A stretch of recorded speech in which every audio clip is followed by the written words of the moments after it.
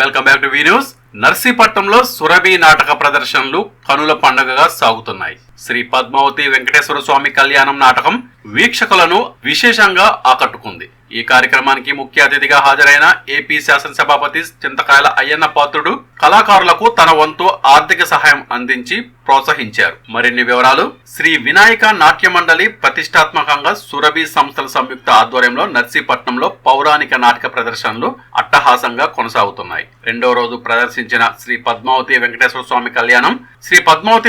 స్వామి కళ్యాణం నాటకం ఆశాంతం ఆకట్టుకుంది. ఈ వేడుకలకు రాష్ట్ర శాసనసభాపతి చింతకాయల అయ్యన్న పాత్రుడు ముఖ్య అతిథిగా విచ్చేసి జ్యోతి ప్రజ్వలన చేశారు. అద్భుతమైన ప్రదర్శనతో అలరించిన సురభి కళాకారులను ఆయన ప్రత్యేకంగా అభినందించారు. వారిని ప్రోత్సహించేందుకు తన సొంత నిధుల నుంచి 25,000 రూపాయలు ఆర్థిక సహాయాన్ని అందజేశారు. ఆధునిక కాలంలో నేటి యువతకు నాటకాల విశిష్టత పెద్దగా తెలియడం లేదని, కళాకారులను ఆదరించాల్సిన బాధ్యత మనందరిపై ఉందని అన్నారు. స్పీకర్ అయ్యన్న పాత్రుడు టీటీడీ ఆధ్వర్యంలో సురభి వారు ఏర్పాటు చేసిన భారీ సెట్టింగులు అచ్చం సినిమాను తలపించేలా ఉన్నాయంటూ ప్రశంసించారు. ప్రజలందరూ ఈ ప్రదర్శనలను వీక్షించి సద్వినియోగం చేసుకోవాలని ఆయన పిలుపునిచ్చారు. ఈ కార్యక్రమంలో స్పీకర్ సతీమణి చింతకాయల పద్మావతి, టీడీపీ పట్టణ అధ్యక్షుడు చింతకాయల రాజేష్, ఇతర కుటుంబ సభ్యులు, స్థానికులు పాల్గొని నాటకాన్ని ఆసక్తిగా తిలకించారు.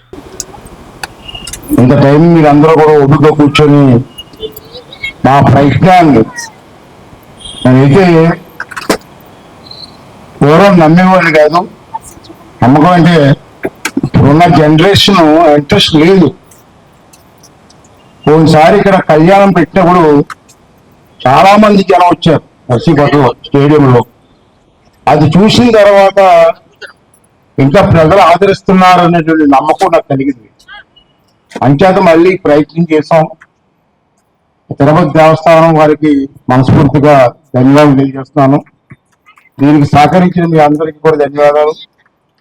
అలాగే ఈ ట్రూప్ వారందరికీ కూడా నా ధన్యవాదాలు. ఎందుకంటే ఇంత పెద్ద ట్రూపు, సుమారు 37 మంది 40 మంది మొత్తం ట్రూప్.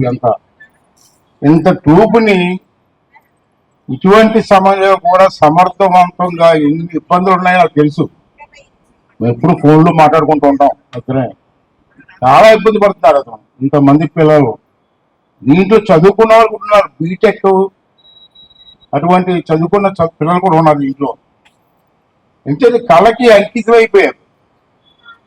అయిపోయి ఎన్ని ఇబ్బందులు ఉన్నా కొనసాగిస్తున్నారు. సార్కి ఏం కావాలి ముందుకు ధన్యవాదాలు చెప్పాల్సిన అవసరం ఉంది. ఎన్నో ఇబ్బందులు పడతాను నాకు తెలుసు. ఇబ్బందులు పడినా మేము కళను నమ్ముకున్నామండి, మేము బతుకున్న కాలం ఈ కళను నడిపిస్తామని చెప్పి ఒక పట్టుదలగా పనిచేస్తాను.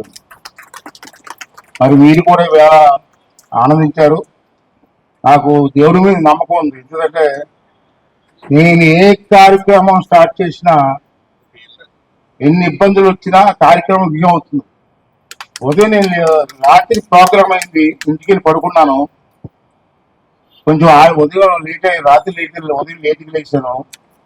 వర్షం బ్రహ్మాండం పడిపోతుంది.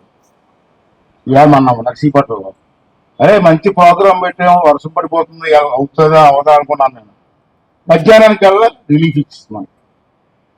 ఆ దేవుడు అనుగ్రహం మనందరం చూసే అదృష్టం. చాలా ఇబ్బందులు పడుతున్నారు ఆర్థికంగా నాకు తెలుసు. అయినా మాత్రం కళ్ళను వదలలేదు. వదలకుండా ఎన్ని ఇబ్బందులు ఉన్నా రా తిరుగుతూ ఉంది గ్రూప్ అంతా. నేను వెంకటేశ్వర స్వామి దయ వల్ల నేను టీటీడీ చైర్మన్ గారితో మాట్లాడాను. వీళ్ళు ఆదుకోండి, వీళ్ళ చేత రాష్ట్రం అంతా 175 నియోజకవర్గాల్లో కూడా వీళ్ళకి అవకాశం ఇవ్వండి, వీళ్ళు ప్రదర్శన చేస్తారు. రెండు లాభాలు ఉన్నాయి. ఒకటి, జనాలకి వెంకటేశ్వర స్వామి గారికి మహర్షి చెప్పడం. 2, ఇంతమంది కళాకారులు బ్రతికించడం. రెండు లాభాలు. అంటే చైర్మన్ గారు కూడా TV5 చైర్మన్ గారు అతను కూడా చేద్దామండి, తప్పనిసరిగా చేద్దామని చెప్పి అన్నారు. ఉదయం నేను ట్రస్ట్ బోర్డు మెంబర్ నెహ్రూ గారు ఎమ్మెల్యే గారితో కూడా మాట్లాడాను. వారు కూడా చేస్తాను సార్, నాది బాధ్యత చెప్పుకున్నారు. మళ్ళీ రేపు ఎక్కడ ప్రోగ్రామ్? రాజమండ్రి.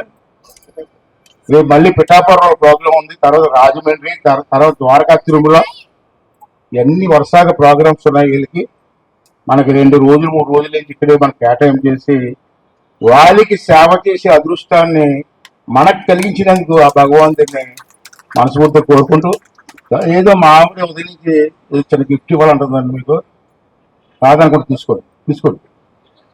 ఆవిడ పేరు పద్మావతి అమ్మ.